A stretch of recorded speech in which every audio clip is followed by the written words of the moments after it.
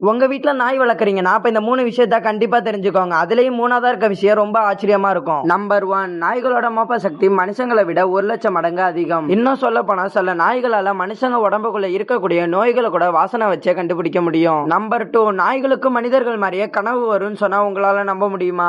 உங்க வீட்ல இருக்கக்கூடிய நாய்கள் அசந்து தூங்கும்போது கால ஆட்டிக்கிட்டே இருந்துச்சுன்னா, இல்ல வித்தியாசமான சத்தங்கள் போட்டுச்சுன்னா, அது ஏதோ ஒரு பூனைய இல்லனா பந்த துரத்திட்டு போற மாதிரி கனவு காணுதுன்னு அர்த்தம். இந்த மாதிரி உங்க நாய்கள் பண்ணிச்சுன்னா அதை எழுப்பி விடணும்னு மட்டும் நினைக்காதீங்க. நம்பர் 3 நான் கண்டிப்பா சொல்ற இந்த விஷயம் உங்களுக்கு தெரிஞ்சிருக்க வாய்ப்பே இல்ல.